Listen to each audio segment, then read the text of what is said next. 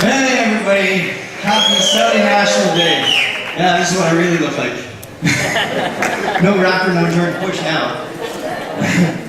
Yeah, it's hard to tell. My name is actually Zeus Ghadban Ali Abdullah Ghadban.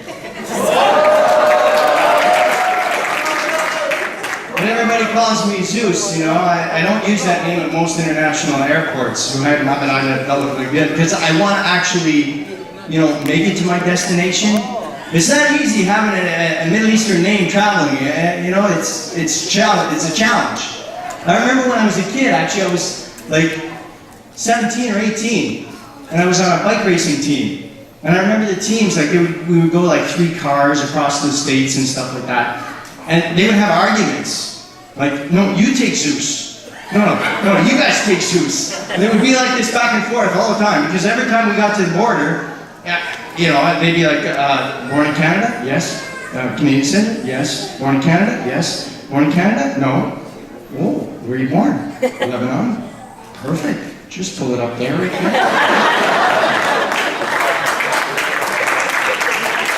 We always had a great parking space, you know? It was perfect, you know? But growing up here, it's kind of weird. I always felt like I was like into subculture, you know, because you know, I was speaking Arabic at home and stuff like that up till about the age of 12.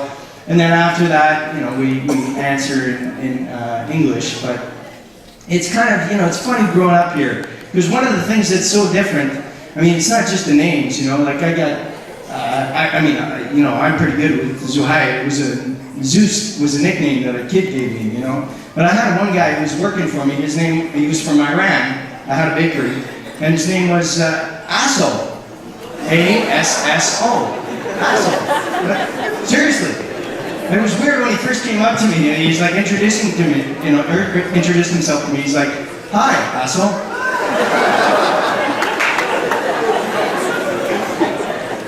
I was like, "Yeah, you're looking for a job?"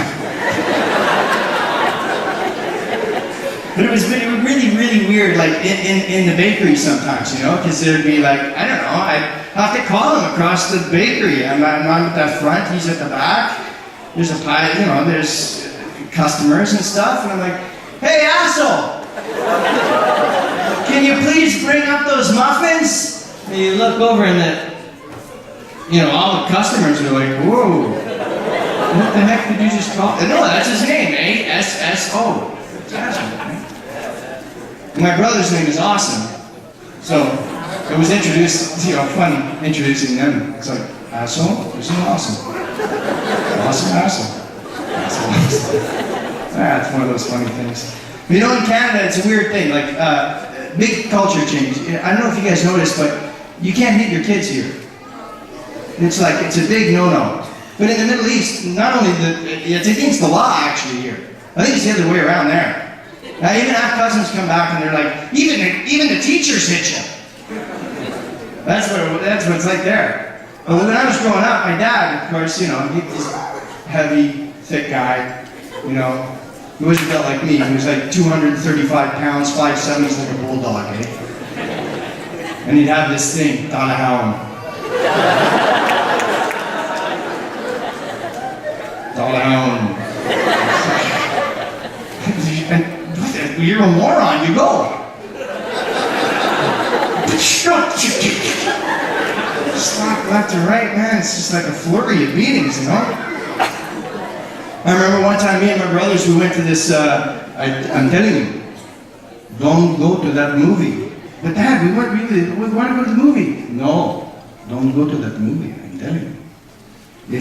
And you used to do this, you used to say to us too, don't take drugs. Really, they cause brain damage. If you take them, they bash your brains in. That's the way you would do it. Don't take drugs. Anyway, we went to this movie. We went anyway. The 3 of us were like sneaking into the movie theater and stuff. And we sit there. We're watching the movie. We came out. I think it was something like Rocky. So you come out all inspired, you're excited. You know, the 3 of us. Yeah, we just saw Rocky. It was fantastic. And then my dad's cab is like right in front of the movie theater. All you see is the door open. You know, down home.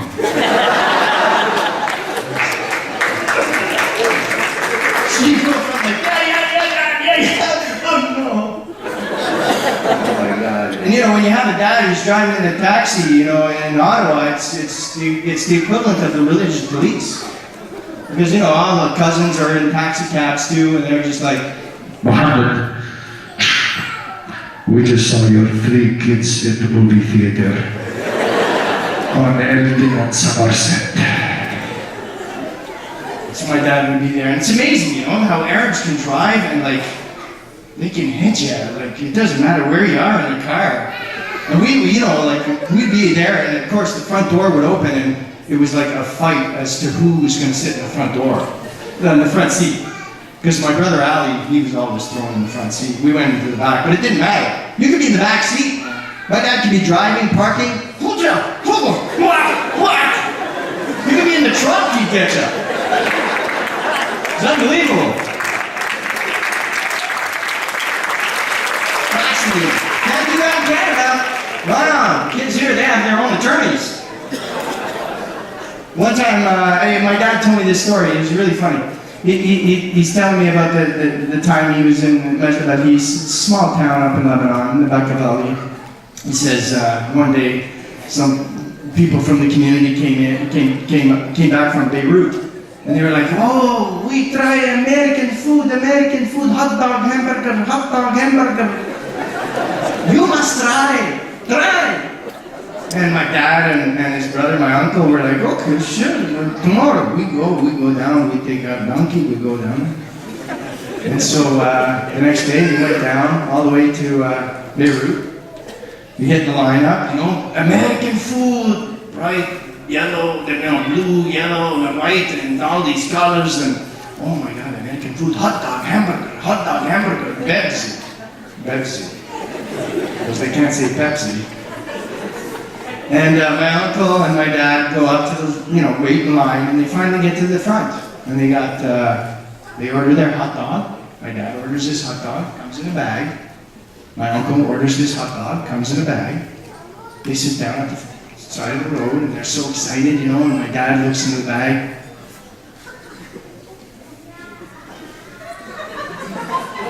Looks at my uncle, looks in the bag, looks at my uncle and says, "What part of the dog you get?"